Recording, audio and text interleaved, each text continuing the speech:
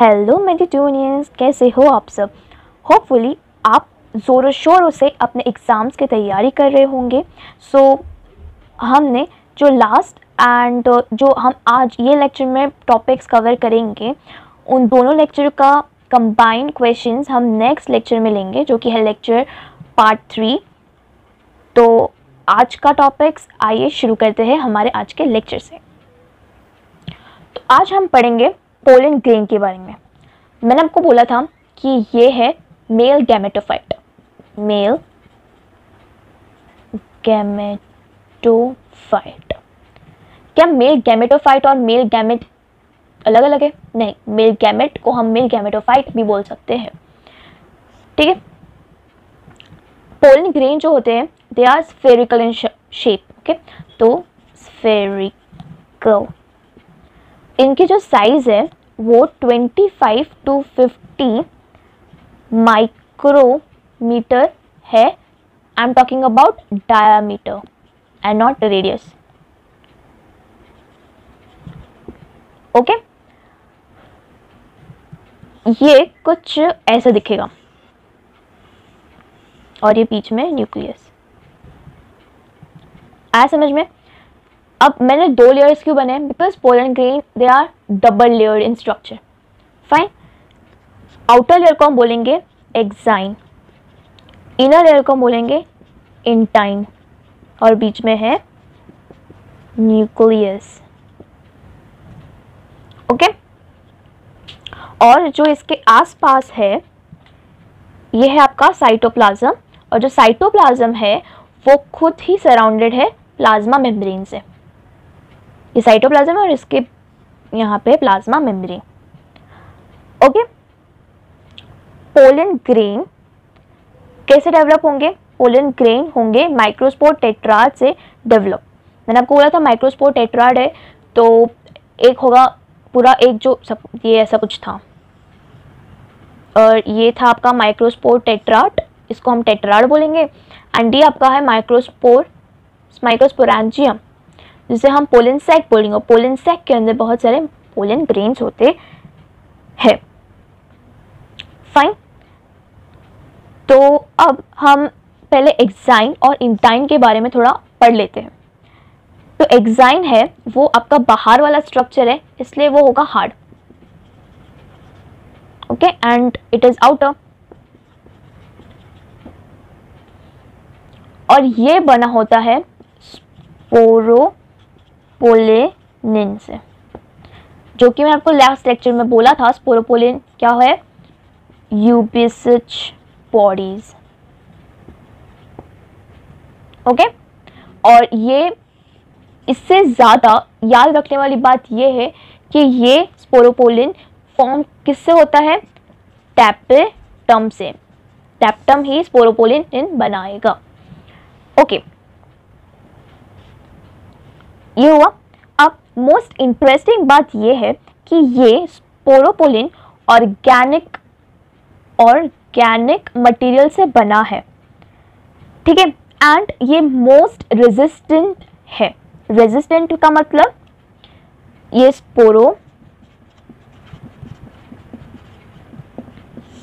It is most resistant.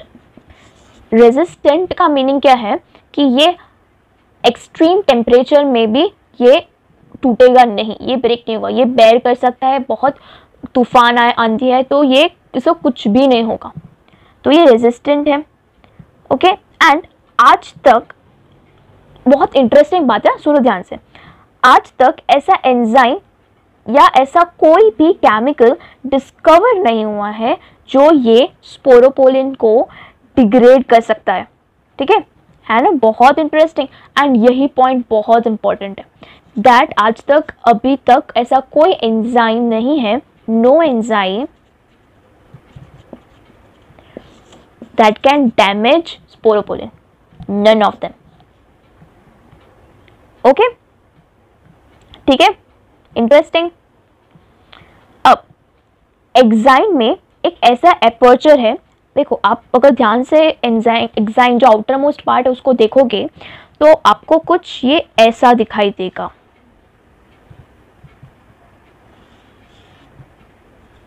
ये है exine. अब ये जो ओपन पार्ट है इसे हम बोलेंगे जर्म पोर। एंड इसकी सबसे इंटरेस्टिंग बात और इम्पॉर्टेंट बात यह है कि ये जर्म पोर जगह है, यहाँ पे ये स्पोरोपोलिनिन एब्सेंट है। पूरे एक्साइन में सिर्फ यहाँ ये जर्म पोर ही है जहाँ पे स्पोरोपोलिनिन एब्सेंट है। अब मेरा क्वेश्चन ये है कि what is the most important function of this germ pore, जो बहुत इंपॉर्टेंट जर्म स्पोर का ऐसा फंक्शन बताओ कमेंट करके कि बहुत इंपॉर्टेंट और ये याद रखने वाली बात है, जर्म पोर का फंक्शन। ठीक है, फाइन, ओके। एंड जो पोलन ग्रेन है उसे हम एक फॉसिल की तरह बहुत अच्छे से प्रिजर्व करके रख सकते हैं, बिकॉज उसके ऊपर स्पोरोपोलिनिन की परत है, लेयर है जो उसको प्रोटेक्ट करती है। फाइन, अब आते हैं हम इंटाइन पे, जो कि है इनर मोस्ट पार्ट। हम बात करते हैं इंटाइन की, तो ये बहुत अंदर प्रेजेंट है इसलिए हम उसको बोलेंगे इनर मोस्ट। ये है आफ्टर एक्साइन, ये लेयर ऐसा है जो एक्साइन के बाद आता है। और इंटाइन का सबसे इम्पॉर्टेंट पॉइंट ये है कि it is made up of cellulose and pectin. ये इम्पॉर्टेंट है, आप देख लेना, ऑल इंडिया टेस्ट में भी ये पूछेगा। ओके, सो जब पोलन ग्रेन मैच्योर हो जाता है तब उसके पास 2 सेल्स होते हैं। ये सपोज पोलन ग्रेन है, ठीक है, ये जब मैच्योर होगा तो उसके पास 2 सेल्स होंगे। कौन से हैं वो 2 सेल्स? एक है वेजिटेटिव सेल और एक है जेनरेटिव सेल। ओके, अभी ऐसा फॉर्म कैसे करेगा? सी, आपको समझाती हूँ मैं बहुत अच्छी तरह से डायग्रामेटिक सिस्टम में। अब ये कैसे हुआ कि उसके पास 2 सेल कैसे आ गए जब वो मैच्योर हो गया? तो क्या होता है, ये है उसका जो हमने अभी पढ़ा जैसे डायग्राम। ये क्या करेगा, उसके पास ऐसा 2 वैक्यूल होंगे और ये होगा न्यूक्लियस। दीज आर वैक्यूल, या आप एनसीईआरटी में देख सकते हो यही डायग्राम। ठीक है, फिर इसके बाद क्या होगा, ये वैक्यूल बड़ा वैक्यूल फॉर्म करेगा एंड ये जो न्यूक्लियस है वो यहाँ पे स्पिंडल शेप में अरेंज्ड हो जाएंगे, कुछ ऐसे दिख रहा है ना आपको? हाँ, ओके, इसको बोलेंगे हम एसिमेट्रिक स्पिंडल।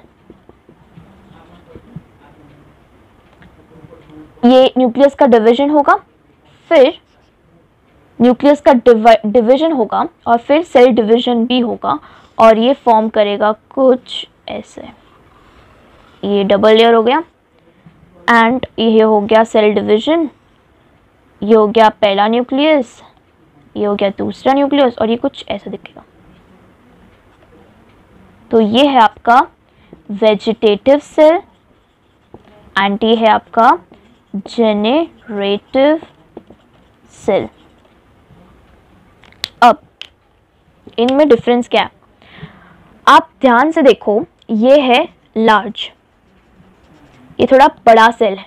ठीक है, इसका न्यूक्लियस भी बड़ा है, बट ये न्यूक्लियस अगर आप ध्यान से देखो तो ये इरेगुलर शेप है, ये उसका कैरेक्टरिस्टिक है, इरेगुलर शेप्ड न्यूक्लियस। इसका ध्यान से देखो तो ये है स्पिंडल शेप्ड न्यूक्लियस और ये है स्मॉल सेल। और एक इम्पॉर्टेंट बात ये है कि generative cell floats on the cytoplasm of vegetative cell. ध्यान से देखो, ये साइटोप्लाज्म है जो कि है वेजिटेटिव सेल का, तो जो जनरेटिव सेल है वो वेजिटेटिव सेल के जो साइटोप्लाज्म है उसके ऊपर तैरेगा, फ्लोट करेगा। ये है इम्पॉर्टेंट पॉइंट कि vegetative cell floats on cytoplasm of generative cell floats on the cytoplasm of vegetative cell. Okay, ये हो गया।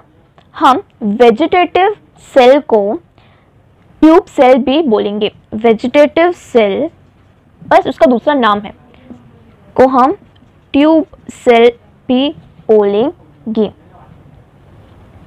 Okay done. और कुछ तो नहीं रह रहा है। एक इम्पॉर्टेंट पॉइंट कि यहाँ पे आपने देखा कि कैरियोकाइनेसिस हुआ, ठीक है, बट ये हुआ is because of unequal cytokinesis. Cell unequally divide हुए, इसलिए हम बोलेंगे it's because of unequal cytokinesis.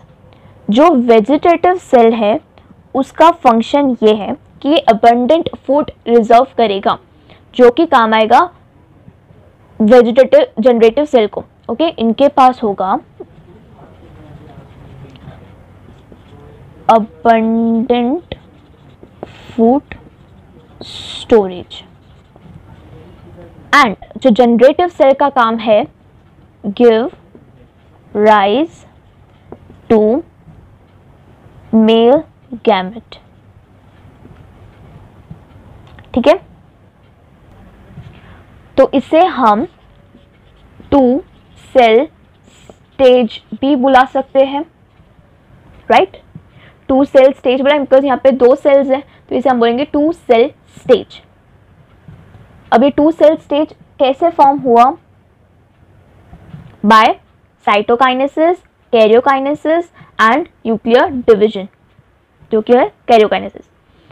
Okay, आपके एनसीईआरटी में एक स्टेटमेंट है 60% of angiosperms pollen grains are shed at this two cell stage, and the remaining species, the generative cell, divide mitotically to give rise to two male gametes before pollen grains are shed. That is your three celled stage. ये बहुत बहुत बहुत important point है, बहुत important statement है and इसमें से 110% questions आते हैं। ऑल इंडिया टेस्ट में ये क्वेश्चंस आएंगे इसी स्टेटमेंट में से, तो ध्यान दीजिए। 60% है एंजियोस्पर्म्स, वो इसी सेल, ये जो दो सेल फॉर्म हुए इसके बाद वो शेड हो जाते हैं, शेड मतलब बर्स्ट हो जाएंगे। बट जो रिमेनिंग 40% है वो क्या करेंगे, वो थ्री सेल्ड स्टेज पे खत्म होंगे। और वो थ्री सेल स्टेज कब फॉर्म होगी? एक तो है आपका ये वेजिटेटिव सेल, वो वैसे का वैसा ही रहेगा, बट ये जो जनरेटिव सेल है जो कि आगे जाके मेल गैमेटोफाइट फॉर्म करेगा, उसके पहले क्या करेगा, ये माइटोटिक डिवीजन करेगा और ऐसा ही एक दूसरा सेल बनेगा।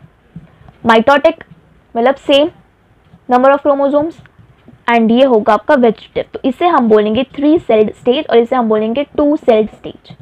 ये इंपॉर्टेंट है, याद रखो। 60% ऑफ एंजियोस्पर्म्स होंगे वो टू सेल स्टेज पे ही जाके शेड होंगे। शेड मतलब बर्स्ट होके पोलन ग्रेन्स को जेल में से बाहर निकालना। आया समझ में? Okay, easy PG, very good. अब मे बी किसी को कंफ्यूजन होगा कि क्या पोलन ग्रेन है मेल गैमेटोफाइट या नहीं। पोलन ग्रेन जो है क्या वही मेल गैमेटोफाइट है? नहीं, पोलन ग्रेन जो है वो माइक्रोस्पोरोफाइट है एंड पोलन ग्रेन के अंदर मेल गैमेटोफाइट है। मैंने बहुत इंपॉर्टेंट चीज बताई आपको, ध्यान से सुनो। जो पोलन ग्रेन है क्या वही मेल गैमेटोफाइट है? तो अगर हम ध्यान से पढ़े तो पोलन ग्रेन जो है उसके अंदर मेल गैमेटोफाइट है और जो पोलन ग्रेन है वो है माइक्रोस्पोरोफाइट।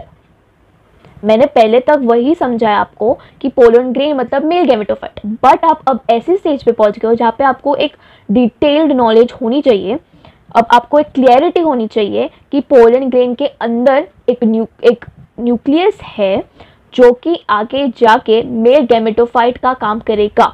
ओके, तो क्या पोलन ग्रेन मेल गैमेटोफाइट है? इस स्टेज में आके मैं आपको बोल रही हूँ नहीं। पहले तक मैंने आपको बोला हाँ, बट अब आप कुछ ज़्यादा अच्छी तरह से इस चीज़ों को समझने लगे हो यहाँ पे आके, तो मैं अब आपको क्लियरिटी देती हूँ कि जो मेल गैमेटोफाइट है वो है पोलन ग्रेन के अंदर and pollen grain is your microsporangium.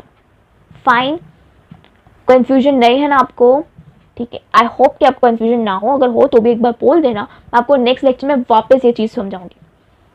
Okay, इसे समझने के लिए अगर समझ में नहीं आता ठीक है, आता है वेरी गुड।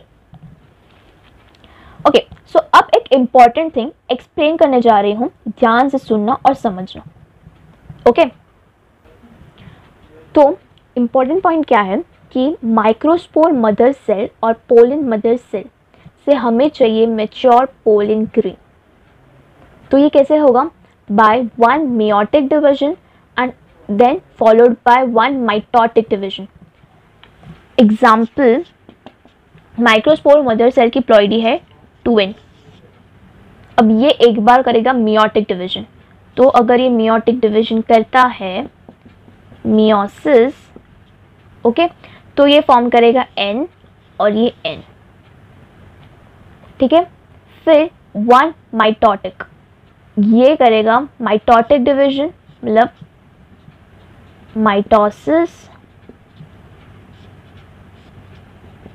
माइटोसिस जिससे होगा और n n n n, तो ये आपका फॉर्म करेगा mature pollen grain. Okay, and अगर हमें मेच्योर मेल गैमेटोफाइट चाहिए तो हमें एक बार और माइटोसिस करना पड़ेगा, ठीक है। अगर हम सिर्फ एक बार माइटोसिस करते हैं और एक बार मियोसिस करते हैं तो हमें मिलेगा मेच्योर पोलन ग्रेन, बट हम एक बार सेम वही मियोटिक डिवीजन, उसके बाद अगर हम 2 बार माइटोसिस करेंगे तो हमें मिलेगा मेच्योर मेल गैमेट, ठीक है। मतलब इस स्टेज पे आके हमें मिलेगा मेच्योर पोलन ग्रेन, एंड इसके बाद अगर एक और बार माइटोसिस होगा तो हमें मिलेगा मेच्योर मेल गैमेट। इतना ही था, आया समझ में?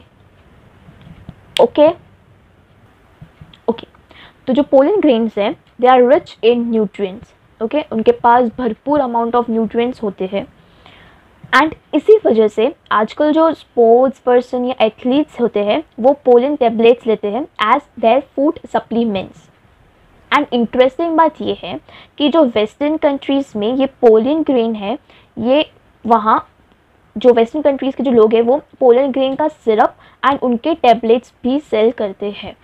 फाइन, ये था आपका कुछ एनसीईआरटी का डिटेल्स जो मैंने आपको भी समझाया। ओके, और पर फिर ऐसा हम सोचते हैं कि फिर वो लोग पोलन ग्रेन्स क्यों लेते हैं वेस्टर्न कंट्रीज़ के जो स्पोर्ट्स और एथलीट्स होते हैं, और वो इसलिए ताकि उनकी जो क्षमता है काम करने की, उनके परफॉर्मेंस में कुछ इंक्रीज़ आए, एक्टिविटी उनकी और बढ़े, वो लोग कुछ ज़्यादा एक्टिव हो, इसके वजह से वो लोग पोलन ग्रेन के सिरप्स एंड टैबलेट्स लेते हैं, ठीक है। और ये प्रूव्ड है कि ये प्रूव किया गया था बाय साइंटिस्ट कि हाँ ठीक है, ये लोग एथलीट्स ले रहे हैं और इनसे उनकी क्षमता काम करने की, दौड़ने की और बढ़ रही है, ठीक है। दूसरी बात, पोलन ग्रेन्स के पास वायबिलिटी है, दे हैव वायबिलिटी। अब वायबिलिटी क्या है? वायबिलिटी का मतलब पोलन ग्रेन्स के पास एक स्पेसिफिक ड्यूरेशन होता है जब वो शेड होता है। जब पोलन ग्रेन जब एंथर डेसेंस करता है, उसके अंदर से पोलन ग्रेन निकलता है, तो पोलन ग्रेन के पास कुछ लिमिटेड अमाउंट ऑफ पीरियड ही होता है जब तक वो एक्टिव रह सकता है, ओके। और उस पीरियड के बाद अगर वो स्टिग्मा के ऊपर जाके लैंड करेगा तो वो फर्टिलाइजेशन नहीं हो पाएगा, ठीक है। और अगर वो ड्यूरेशन में जब वो एक्टिव है, उस ड्यूरेशन में अगर उसने स्टिग्मा के ऊपर जाके अपना लैंडिंग कर लिया तो फिर आगे फर्टिलाइजेशन होगा, ओके, आगे फर्टिलाइजेशन होने के चांसेस है। Is that clear? तो वेरिएबिलिटी क्या है? Duration in which pollen grains are active after they shed. Is that clear? Easy है? ओके, अब वायबिलिटी है वो स्पीशीज टू स्पीशीज, फिर कुछ प्लांट्स टू प्लांट्स ये डिफर करेगा। फॉर एग्जाम्पल, अगर मैं बात करती हूँ राइस एंड वीट की, तो इनकी जो पोलन ग्रेन की जो वायबिलिटी है वो है 30 minutes after they shed, ठीक है। एंड दूसरा एग्जाम्पल है रोसिएसी लेग्यूमिनोसी एंड सोलेनेसी। इनकी जो वायबिलिटी है दे आर फॉर मंथ्स, महीनों तक ये एक्टिव रह सकते हैं आफ्टर दे शेड। अब मेरा आज का दूसरा क्वेश्चन ये है कि आप कमेंट करके बताओ कि रोसिएसी, लेग्यूमिनेसी एंड सोलेनेसी की फ्लोरल फॉर्मूला क्या है। मैंने आपको पहला क्वेश्चन जो पूछा था वो जम्पोर के बारे में था कि उसका फंक्शन, मेन फंक्शन क्या है, और दूसरा क्वेश्चन ये है कि इन तीनों की फ्लोरल फॉर्मूला क्या है, ठीक है।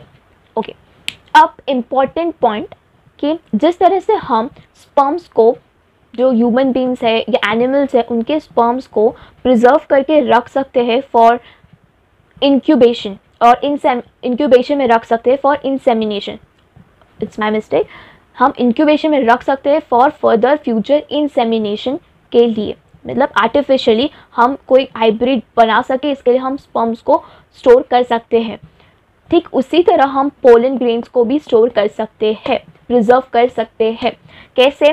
जब हम पोलन ग्रेन को लिक्विड नाइट्रोजन में रखें जिसका जो टेम्परेचर है वो है -196 डिग्री सेल्सियस, एंड ये नीट में पूछा था, और ये ऑल इंडिया जो एलन की कभी कभी टेस्ट सीरीज़ है, आकाश की टेस्ट सीरीज़ है, उनमें भी ये क्वेश्चन पूछा है मिनिमम टू मिनिमम 5 टाइम्स एक क्वेश्चन पेपर के अंदर। तो ये याद रखो, ठीक है, एक ये याद रखो, एंड ये तो इम्पॉर्टेंट है ही। ओके, क्या आपको पता है कि पोलन ग्रेन्स में कुछ ऐसे स्पीशीज़ है, ओके, जिससे severe allergies and bronchial infection जैसे कि इन्फेक्शंस आगे स्प्रेड हो सकते हैं, जो कि है chronic infections. Let me tell you, there are 2 type of diseases, chronic and acute. Chronic जो life time, like for months, years, sorry months नहीं बोल सकते, बट ईयर्स, 2 ईयर्स, 3 ईयर्स तक वो आगे वैसी की वैसी ही रहे, उसे हम बोलेंगे क्रॉनिक। एंड एक्यूट मतलब कुछ हफ्तों तक, कुछ महीने तक, और बहुत तो 1 साल तक अगर वो डिसीज़ आपके अंदर होगी तो उसे हम बोलेंगे एक्यूट, और जो लाइफ टाइम जो रहती है उसे हम बोलेंगे क्रॉनिक। ओके, सो जैसे कि वो कौन से डिजीज़ है जिससे जो कॉजेटिव एजेंट है वो है पोलन ग्रेन्स, वो भी कुछ ही स्पीशीज़, गिने चुने स्पीशीज़ के। तो एक है एस्थमा, और जो दूसरा है वो है ब्रोंकियाइटिस। एक बार ये पढ़ लेना एनसीईआरटी में से, ये भी इम्पॉर्टेंट है, ठीक है। अब मैं कुछ एक इम्पॉर्टेंट पॉइंट्स बोलना चाहती हूँ आपको, सिर्फ सुन लेना, अगर आप चाहो तो लिख लेना आपके वर्ड्स में। जो पार्थेनियम है, जिसे हम कैरेट ग्रास भी बोलते हैं, वो इंडिया में आया था एज अ कंटामिनेंट। ओके, जब हम वीट को, जो है आपका गेहूँ, उसे हम जब इंपोर्ट करे थे दूसरे कंट्री से यहाँ पे, तो एज अ कंटामिनेंट, मतलब वीट के साथ एज अ कंटामिनेंट को आप क्या बोल सकते हो, कुछ कंटामिनेंट मतलब कि उसके साथ वो आ गया था जो हमें नहीं चाहिए था। ओके, वो आगे जाके हमें ही नुकसान करेगा, ऐसा सिंपल लैंग्वेज में जिससे आपको आसानी हो समझ में। कंटामिनेंट मैंने ऐसे समझा, आप तभी चाहो तो गूगल से एक बार डेफिनेशन पढ़ लेना। ओके, जब हमने वीट इंपोर्ट किया यहाँ पे, तो वो कैरेट ग्रास, जो कि है पार्थेनियम साइंटिफिक टर्म उसका, वो भी साथ साथ आ गया। एंड वो जब आया उसके बाद उसने पोलन एलर्जी फॉर्म की, जिससे बहुत लोगों को पोलन से एलर्जी होने लगी। ओके, ये एक था, जस्ट फॉर योर नॉलेज, अगर आप चाहो तो लिख सकते हो। दूसरा पॉइंट ये है कि जो हे फीवर है, it is due to pollens of Ambrosia. क्या बोला मैंने? कि जो हे फीवर है